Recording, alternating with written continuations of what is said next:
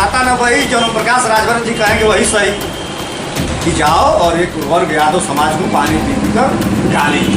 दुनिया चाँद और सितारों बसने की बात करती है, लेकिन आज मेरा समाज रोटी कपड़ा मकान नैतिक शिक्षा उत्थान सुखदेव जी के नाम से पार्टी तो जरूर बनाए, लेकिन जाकर बाप बेटा उस पर बैठ गए।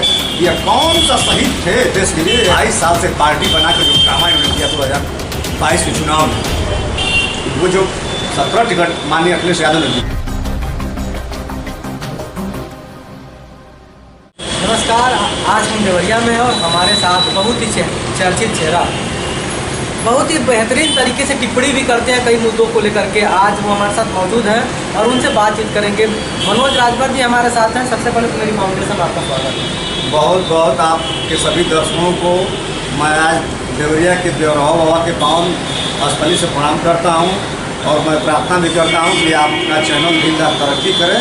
मनोज राजभर, राष्ट्रीय महासचिव स्वदेश स्वाभिमान पार्टी, आज विभिन्न जनपदों में दौरा है, विभिन्न विधानसभाओं में है। यहाँ के बाद सिकंदरपुर विधानसभा बलिया में, इसके बाद गाजीपुर की विधानसभा जहराबाद में है और आप मिल गए हैं, इसके लिए बहुत बहुत धन्यवाद। इस समय जो राजनीतिक समीकरण देखा जाए तो आज के दिन जो है भारतीय समाज पार्टी बहुत तेजी से अपडेट कर रहे हैं, लेकिन आप इतने बड़े बागी क्यों हो रहे हैं sir? स्वदेव Bharatiya Samaj party update कहाँ कर रही है? तो अब पीछे जा रही है। 45,000 से घोषित उपचुनाव में 45,000 वोटों से हराया गया इनको, और यह बाप बेटा, इनकी बहू, इनकी बिटिया, पूरी खानदान, इनकी औलाद घोसी के उपचुनाव में उतारे थे। 1 महीना कैंपिंग किए हैं और इनको हम लोग परास्त कर धूल चटाकर घोसी से हम लोग इनको बनारस भेजने का काम किए। अरे भाई, उनके इतने विधायक हैं फिर भी आप कर रहे हैं। उनके पास मात्र 1 विधायक है। ये कई विधायक चलते भी उनके साथ में, आप देखे होंगे किसी बैठक में 6 विधायक अपडेट करा दें, मैं मान जाऊँगा। क्या लगता है कि मतलब आज इतनी बगावत आखिर क्यों? भाजपा बगावत क्यों भाई? आज समाज की पार्टी है, अपडेट करने की ज़रूरत है, तो फिर भी आप उनके पीछे क्यों? परीक्षा है, देखिए ओम प्रकाश राजभर 22 साल से पार्टी बनाकर जो ड्रामा इन्होंने किया 2022 के चुनाव में, वो जो 17 टिकट माननीय अखिलेश यादव ने दिया, एक भी डोनेट कार्यकर्ता को इन्होंने चुनाव नहीं लड़ा। सारी सीट को इन्होंने उठाकर थोक भाव में इन्होंने दे दिया। और 2017 में जब माननीय महेंद्र राजभर जी गठबंधन में भाजपा के चुनाव लड़ रहे थे मऊ सदर विधानसभा से, एक दिन भी अब बाप बेटा प्रचार करने नहीं आए। और घोसी उपचुनाव में आल औलाद उनकी पूरी खानदान उतर गई। किस तरह से भाजपा चुनाव जीते और उनको परास्त हम लोग कर दिए, और पूरे आज उत्तर प्रदेश में स्वदेश स्वाभिमान पार्टी को राजभर समाज और अन्य भी समाज बड़ी अपनी पैनी निगाहों से देख रहा है। और मात्र 16 से 17 महीने की पार्टी पूर्वांचल से चलकर उत्तर प्रदेश की राजधानी में भी अपनी एंट्री मार चुकी है, प्लस महाराष्ट्र में भी हमारी पार्टी को। क्या आपकी पार्टी का मुख्य मोटो क्या है? किस मोटो के आधार पर? हमारे पार्टी में राष्ट्रीय अध्यक्ष का चयन मात्र 5 वर्ष तक ही रहेगा। वहाँ पर 22 साल से कहीं ओम प्रकाश राजभर जी कुंडली मारकर बैठे हुए हैं। हमारे पार्टी के झंडे पर अपने आराध्य देवता महाराजा सुखदेव राजभर जी को उन्होंने झंडे पर फोटो दिए। यह क्या किया देश के लिए या समाज के लिए इन्होंने क्या किया बताइए?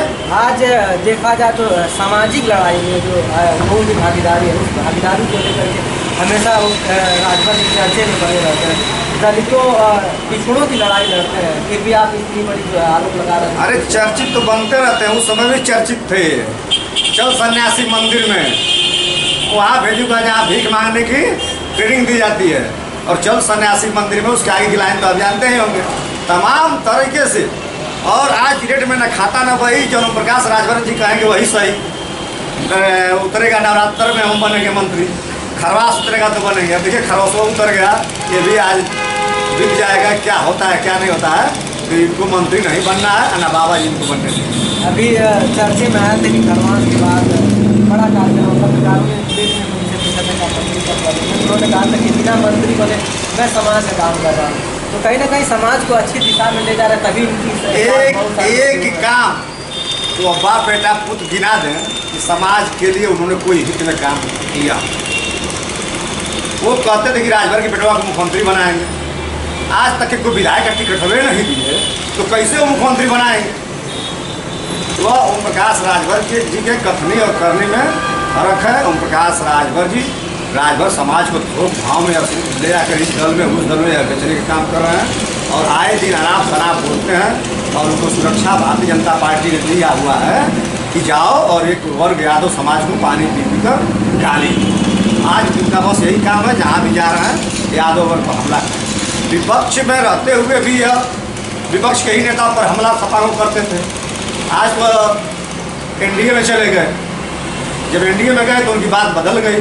अब वह नहीं कह रहे हैं कि भारतीय जनता पार्टी के खिलाफ जो बकवास करते थे सारा चीज़ में बंद है। आरक्षण का हमारा सदियों से मुद्दा दबा हुआ है, डबल इंजन की सरकार है, इसमें वो चले गए तो वो करना चाहिए ना। मनोज राजभर जी, एक प्रश्न है, आज के डेट में बहुत सारी राजनीतिक पार्टियाँ राष्ट्रीय अध्यक्ष बनने की होड़ में बहुत सारे छोटे छोटे पार्ट बन रहे हैं। क्या लगता है 2024 के चुनाव को देखते हुए आपने इतना बड़ा किया? ऐसा है, देखिए, अन्य पार्टियों के बनने में और हम लोग की पार्टी में अंतर है। हम लोग बिल्कुल धरातल पर राष्ट्रीय अध्यक्ष के नेतृत्व में उनके निर्देशानुसार हम लोग पूरे गांव उतर कर, आज देखिए देवरिया में कुछ घंटों के बाद हम रहेंगे बलिया में, फिर शाम तक हमको रहना है गाजीपुर में। इस तरह से हम लोग जगह जगह कैंपिंग करके, कैडर की मीटिंग करके, लोगों से जनसंपर्क करके हम लोग भी अपने संगठन को धार दे रहे हैं। हम लोग 2027 की तैयारी कर रहे हैं। 2024 में कोई बड़ा वोट नहीं है, 2027 में नहीं, देखिए, राजनीतिक दल है, 2024 में भी 1 से 2 सीट भी माननीय अखिलेश यादव जी दे चुके हैं। चुनाव हम लड़ेंगे और चुनाव जीतेंगे। क्या आगे का क्या उद्देश्य है राजनीतिक सफर? आगे का यह है कि दुनिया चाँद और सितारों में बसने की बात करती है, लेकिन आज मेरा समाज रोटी कपड़ा मकान नैतिक शिक्षा उत्थान के लिए बस जो मेरा समाज पिछड़ा दबा हुआ पिछड़ा हुआ है, इस समाज को हम लोग मुख्य धारा से जोड़ने के लिए कटिबद्ध हैं। और मैं आपके चैनल के माध्यम से समाज के लोगों को अपील करना चाहता हूं कि जो भी आज के डेट में आपको मिलेगा, एक आपका जो वोट का अधिकार है, आपने अगर जो अपने वोट का सही समय पर सही फैसला नहीं लिया तो आपकी आने वाली पीढ़ी कभी आपको माफ़ नहीं कर सकती है। और किसी भी नेता के रैली में जाने से पहले समाज से अपील करता हूँ कि अपने एक बार बच्चे को जरूर पेट पर ताक लो, उसके चेहरे पर ताक लो कि हमको नेता की रैली में जा रहे थे उसका रीजन। भाई साहब, कैसे वो भगवान है राजभर समाज के, 22 साल से लूट खसोट कर रहे हैं। 22 वर्षों में उन्होंने ना किसी महिला को उन्होंने टिकट दिया। 22 वर्षों से जो लूट खसोट मचाए हैं, उसके जो आतंक से स्वतंत्र स्वाभिमान पार्टी के बढ़ते हुए जनाधार से बाप बेटा घबरा चुके हैं। अभी अभी कुछ दिन पहले उनकी इतनी बड़ी जनसभा के साथ लोगों ने उनका स्वागत किया और वहाँ पे वो आए थे तो उन्होंने कहा था कि बहुत जल्द बिजली बिल को लेकर के उन्होंने आंदोलन किया। कहा जब हम सत्ता में आएंगे पूरी शिक्षा और बिजली बिल को माफ कर तो आज तो गए सत्ता में तो है ना डबल इंजन की सरकार में, बिजली माफ करवाते, घरेलू बिजली माफ करवाते। मंत्री नहीं है तो डबल इंजन की सरकार में है तो करवा दें। जाते हैं शीर्ष नेतृत्व से मिलने, अगले बार तो खड़े पाँव गए थे ना, इस बार तो निहुर गए। तो जब खड़े पाँव गए तो समाज को कुछ नहीं करवा पाए, 17 महीना मंत्री थे, तो अब तो खुद तो बाप बेटा नहीं हुए गए, तो अब समाज के लिए क्या कर दोगे? अभी इस संगठन के साथ हैं रामलला जी प्राण प्रतिष्ठान, उससे क्या कहना है? देखिए, रामलला जी का प्राण प्रतिष्ठान हो रहा है, ये 2024 की तैयारी आधा अधूरा मंदिर का निर्माण कर रहे हैं। आनंद फानन में 2024 में लगता है कि हमारी सरकार नहीं बनेगी, तो आनंद फानन में यह कर रहे हैं। और जो हमारे यहाँ सत्यनारायण स्वामी का पूजा होता है तो उसमें बगैर जोड़े का पूजा भी नहीं होता है, उसमें जब मर्द मेहरारू बैठते हैं तो पूजा होता है। देखिए वहाँ कैसे वहाँ लोग पूजा तो करते हैं। बड़ा आरोप लगा रहे हैं। बड़ा आरोप क्या है? जो सही चीज़ है, जो सनातन धर्म जो जिसको मानता है वो लोग सनातन धर्म में ठेकेदार है क्या? वो सनातन धर्म में ठेकेदारी वो लेकर बैठे हैं लोग। अरे भाई, राम को उन्होंने जो इतने साल बाद अपने घर को उन्होंने लाया है, बड़ी चीज़ है। वह कैसे लाए हैं? बाबा साहब जी का जो संविधान है वह लाया है।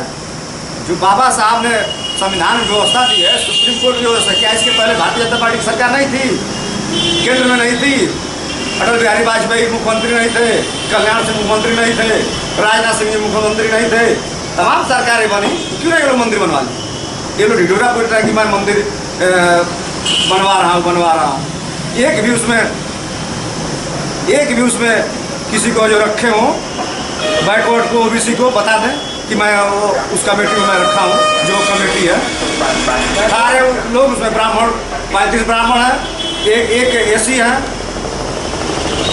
ना तो राजपूत को जगह दी गई, ना तो राजभर को जगह दी गई, ना तो मौर्य को जगह दी गई, ना भिंदमला कश्यप जितने नाऊ तेली दमोली जितने लोग हैं किसी को भी नहीं दी गई।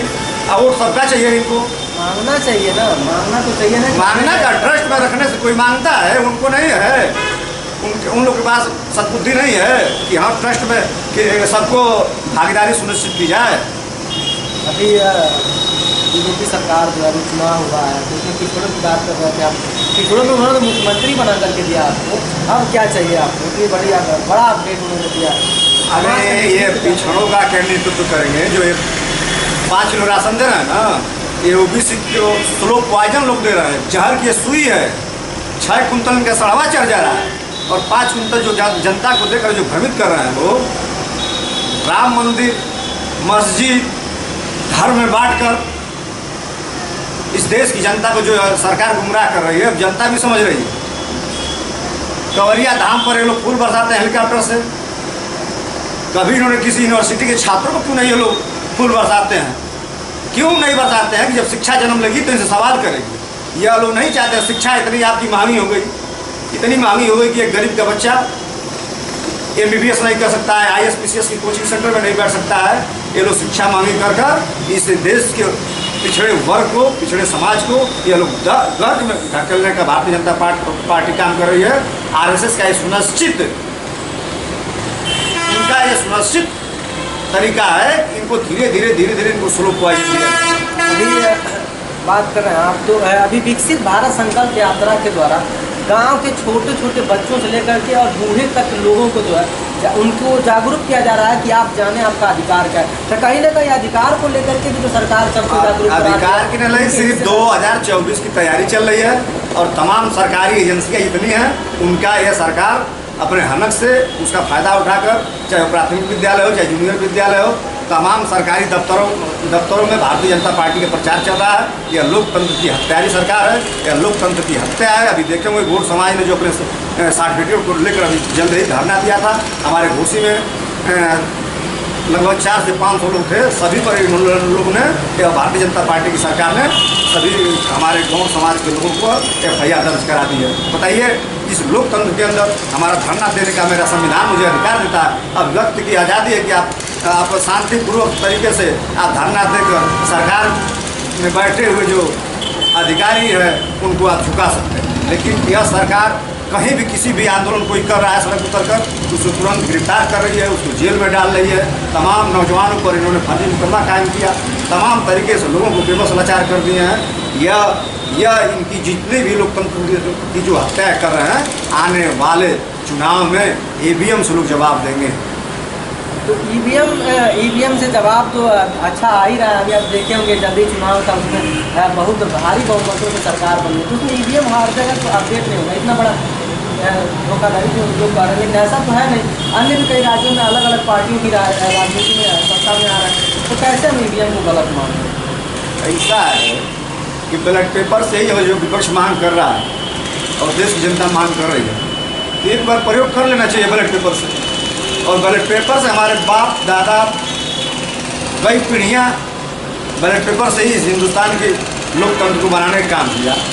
हमारे साथ मनोज राजभर जी थे, जो अपने बातों से जो है बहुत सारी चीज़ें इन्होंने बताया। राजनीतिक सफर को लेकर के उनका राजभर की बहुत सारे बातों के ऊपर उन्होंने टिप्पणी की। आगे क्या अपडेट होगा इसके बारे में बातचीत होगी। आप लगातार हमारे साथ बने रहिए। बहुत